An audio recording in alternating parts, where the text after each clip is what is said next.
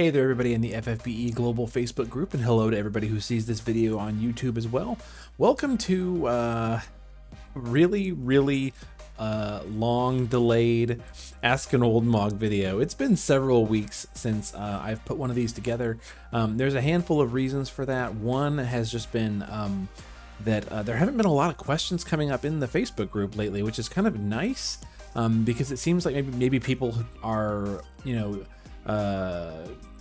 kind of understanding mechanics and not really like needing a whole lot of like direct like how-to help, which is really cool. And also I think maybe a part of it is that there hasn't been a ton of content. There certainly hasn't been a bunch of new mechanics that have come out lately that have like really like driven questions and gotten people asking like, hey, how do I do this? How do I do, X, Y, and Z? There's been some trials, but not a whole lot of like, hey, how does X, Y, and Z work type stuff. And so as a result, like, there just hasn't been a lot of stuff for me to like really dig in and do a mechanics type video about, which is what this, series tends to be about, is mechanics. But I was involved. And then part C is that I've been super busy with some stuff in my personal life. So, there's all that. But I did actually, get involved in a couple of conversations earlier this week, on Reddit. One of those had to do with damage, and I thought it might be useful to spend some time talking about damage and how to avoid damage and deal with damage, because we spend a lot of time talking about dealing damage, doing damage, like kind of optimizing damage, using your mechanics for that, but we sometimes forget about like incoming damage, and that's something we maybe need to spend a little time talking about. So without further ado, let's go ahead and get right into that. So the conversation that I had or got involved in Reddit started with a post about Clash of Wills, and it involved this phrase here. I went in to try and do a level 99 Clash, no joke, with 90% breaks, 75% magic general, and physical mitigation. I got hit for over 1 million damage. And there was some conversation about like whether or not like this is good content, whether or not this is fair for like typical players, or whatnot. And I'm not going to dive into like that aspect of it. I want to focus more on like, okay, if I'm taking 100 or I'm taking over 1 million damage, how can I deal with that?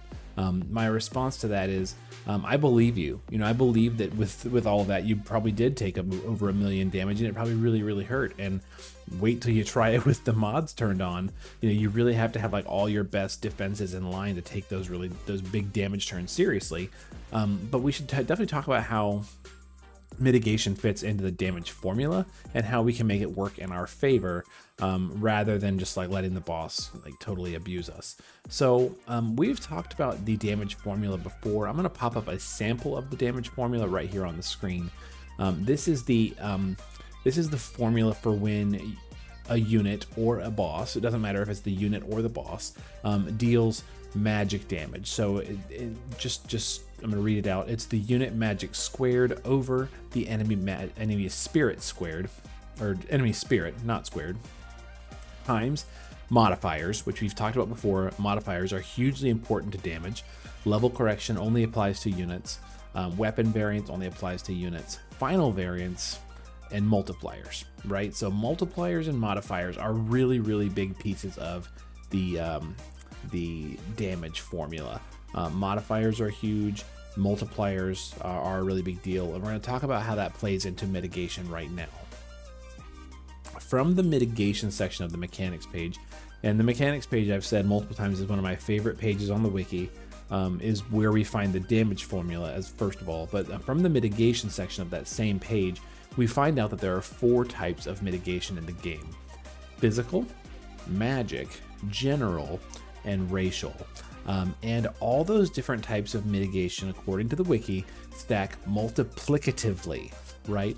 They stack multiplicatively with each other rather than additively. That's a big deal, and we're going to talk about why in a second. Damage mitigation effects also stack multiplicatively with cover and guard damage reduction. So those also stack with all the various types of mitigation. And generally speaking, mitigation on most provoke type skills is classified as general mitigation rather than physical, or magical. Okay, so there are a couple of exceptions to that, but primarily, if you're using like a provoke skill, it's going to be general mitigation. Okay, so just to kind of touch base on this, I'm going to show you what cover and guard mitigation do as well. Guard decreases all damage taken by 50%, regardless of what source it is. So that's huge. And if you have there are some units that have like the defend skill, and the defend skill costs MP, but it's basically the same thing as guard. So if you have defend or guard, you should just guard. The exception to that would be like if you're trying to if defend was part of your like triple cast, and you could like use 2 abilities and then defend, that would be a useful situation for that, but no units have that, so there you go. And then cover, anytime a unit that is a tank covers as a result of using a skill or something like that, the mitigation that they get from cover stacks on top of everything else, and it further reduces the damage.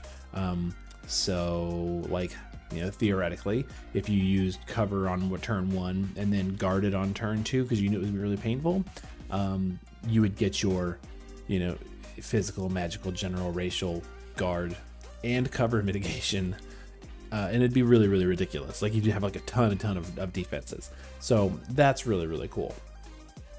So yeah, so if you look at the damage formula right there, the mitigation types and the guard and cover, all of those fall under multipliers, right? Multipliers are a huge deal because they get added, or they get basically get everything else of the damage that's coming in just gets like multiplied by this.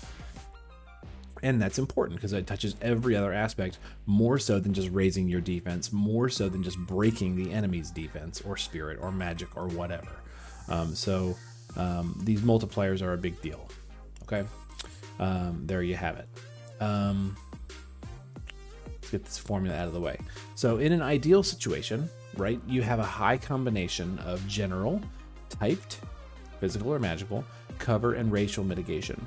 And a lot of modern units, this is becoming more and more prevalent, have racial mitigations built into their kits.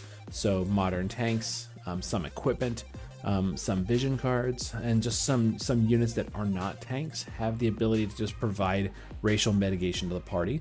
This is becoming more and more frequent, and because it exists in the game, challenges are being geared or tuned around us having access to this. And so we're going to go over a couple of units that provide all these different types of mitigations, and we're going to look at ways that they can help you resist damage. So we're going to look at Abigail. If we're talking about Abigail, we could also talk about Runda because they basically do the same thing, just physical versus magical. We're going to look at Sylvie. We're going to look at Esther, Stormseeker Esther. We're going to look at Roberta, Neovision's Roberta, and then White Dragon Ling. We're going to look at all of these as well as some equipments as well. So we're going to start, let me go ahead and pop this up here. We're going to start with Sylvie here. Yeah, we'll start with Sylvie, and we'll start with Abigail because it says Abigail first. So here's Abigail, and she's got a couple of really good things going for her. So if you look at her base form limit burst, precise prediction, it gives physical and physical / magical damage reduction, 80% for 3 turns. That anytime where it says physical / magic, that means general. So you want to look and see, like, okay, if it says physical / magic, just read that as general. This is 80% general mitigation for 3 turns, with an additional 80% magic damage reduction for all allies for 3 turns. So she's hitting the general and the typed mitigation types just by using her limit burst. And that's 80% for 3 turns. Her SLB, prodigiously precise prediction, is 5% better. So it's 5% general, or 85% general, 85% magical, and it has damage reduction racial for beast, aquatic, human, insect at 60%, which is huge, on top of the fact that it does a weapon in peril for everybody at 30%. So this is a really, really big deal. When this lines up, this is very, very important. Okay. That's not all she has. If you look at her kit, in her skill, she's got methodical mitigation, which is 90% general mitigation for 1 turn, on top of a 75% cover mitigation, which is really, really cool for 1 turn. So 75% cover, 90% general, which means when she covers, which is going to happen, it's going to be really, really big deal. And you could also apply her normal cover, which does cover reduction, magic or damage reduction, 85%. You could also blend in her Shelga, which does 75% magic reduction and 50% general mitigation for the party. Like there's lots of things she could blend together, but the big deal is that she's got 90% general mitigation for 1 turn with 75% cover mitigation for 1 turn. And that's huge. That's a big deal. That's a big part of her surviving some really dangerous threshold turns. In the case of the last Clash of Wills, using that 90% general mitigation skill on turn 1 allowed you to pretty much survive and tank the first turn, even with all the modifiers turned on. She's just that good. So that's very, very important. In addition, right, she also provides breaks for the party at 87%. Where is it? 87% breaks for the party. That also applies mitigation for races and fills morale. Okay, so it does a lot of really good stuff. She's kind of covering a lot of bases, and she's got typed, general, cover, and racial mitigation for a handful of races, which is really nice.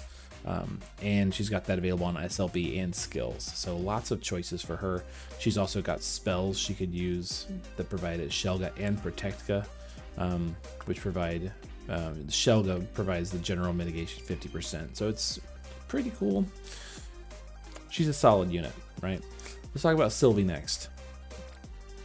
Okay, we're gonna look at her special abilities first. Sylvie has access to a couple of things here. She's got elemental vines and petals. So vines does 75% magic mitigation. Petals does 75% physical mitigation. And then she's also got burgeoning defense. Burgeoning defense has 85% general mitigation for 1 turn that then reapplies for the next 2 turns. So it's going to go on for 2 more turns, burgeoning defense. So she's got 85% general mitigation for the party, as well as her 75% types. And then I don't believe her, let me see here. Yeah, her killer buffs do not apply mitigation, so they just apply good damage. So that's a thing, but she's got a lot of other stuff going on for her too. She's got some basic breaks. She's got mirage stacks. She's got elemental resistance buffs and those vines and petals skills. Sylvie provides a lot for your party on top of just boosting your damage a lot and elemental imbues and stuff like that. So Sylvie, not just good for damage, she's good for tanking as well, helping your party survive. So yeah, providing general and typed mitigations. Okay, let's take a look at Esther. Esther, in the shift form and in the base form, actually, she's got it in both. Let me see here. Energizing Bunny. No, not this one.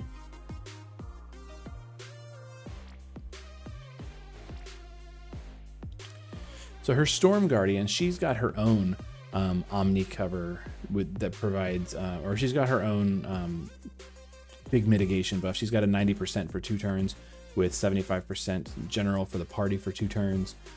She's also got an Omni Killer or Omni Covers tank skill in Electromagnetic Shield, which is pretty cool. And then she can kind of get that back with her Limit Burst. So she's got a lot of ways that she can protect herself. And then she provides killers for the party. And where is... I could have swore she had mitigations as well. Aha! She's got... where is it?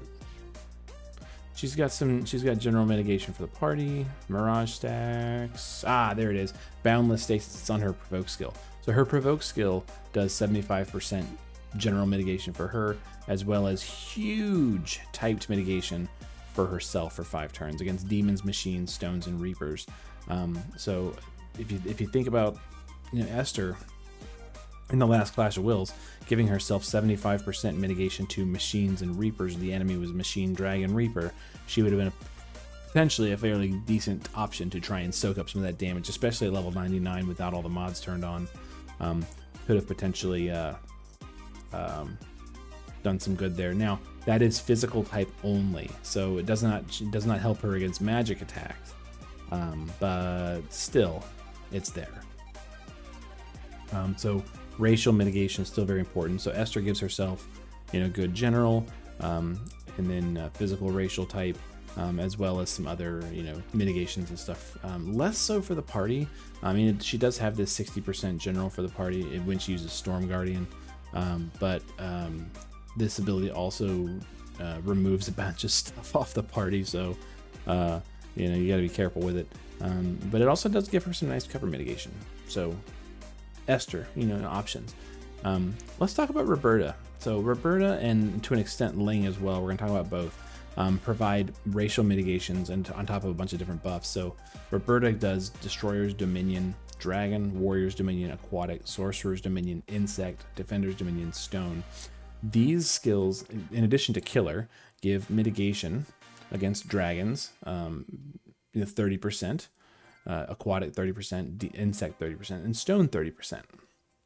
So mitigation skills there on top of all the other stuff she does, like Mirage stacks and resistance buffs and stat buffs and LB damage buffs and stuff like that. And she's got these in both forms, right? So pretty cool. Ling has, so this is Dragon, Aquatic, Insect, and Stone. Ling in the shift form also has the same thing, just smaller numbers. So 150 Killer with 25% mitigation for beasts, humans, reapers, and machines, on top of everything else she does, right? So she does, she can technically do a little bit of breaking. She can do light imbue and dark, or light imbue, fire imbue. She can give chaining skills, mirage stacks. Ling's got a lot of things you can do. So, but these skills, again, in addition to, well, actually Ling in her base form also does, she's got this transcendent performance, which is physical damage reduction, magic damage reduction, and general mitigation. Not as high numbers though for 3 turns. So it's a thing you could do. You could just kind of like really quickly use that to kind of cover all your bases. Technically better than her other skills, fortifying movements and spirited movements. So it's a thing you could do. She's got some basic mitigations and stuff like that. Sylvie's is better. But Ling, Ling is better for the racial mitts. Let's just call it what it is. But it's there, right? So blending all that together becomes very, very important, right? So for example, on turn 1, Sylvie could cast Vines and Petals for typed mitigation, and then use something else, like Compassionate Knight for some status immunity. And then Abigail could be like, oh, well, we know the boss is going to throw a really heavy magic at us, so I'm going to do Shelga for the really big, magic mitigation, and use my contingency plan for Mirage stacks, and then throw out my Omni Cover buff to have big general mitigation, 90%, right?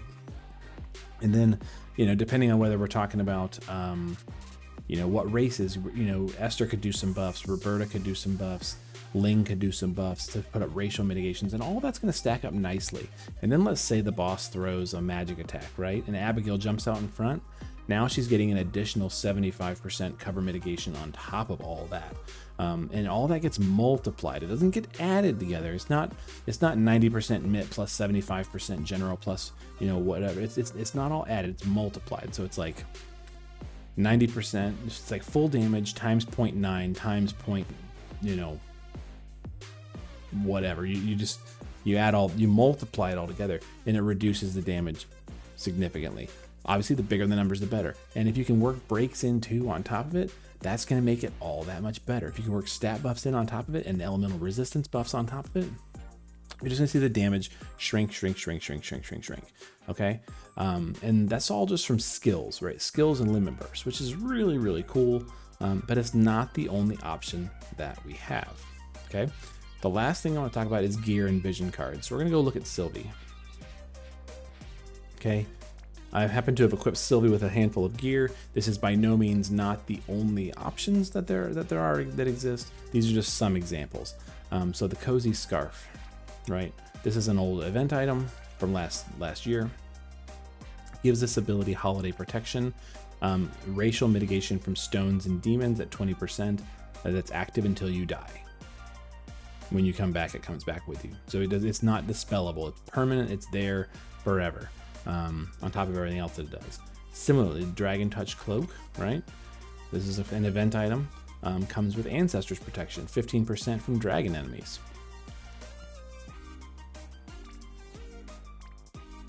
Renora's Conductor's Uniform has a Mother's Love, 10% from machines. You know, so we're between these three, we've got a bunch of different racial mitigations. But that's not all. You know, you could bring a vision card like this Dancing White Dragon, which has this ability, Beautiful Blade Dance, which does 50% for aquatic, human, dragon, and stone enemies. It's an ability you have to use, and it can't be like multicast or anything like that, but it is technically there. You know, you've got these things as abilities. Some vision cards, like the new Elisperis vision card, has buffs that are racial mitigation buffs that get automatically cast, but it's like temporary. So that's cool, but it's also temporary. So if you need it past turn 5, you're gonna be in trouble, right?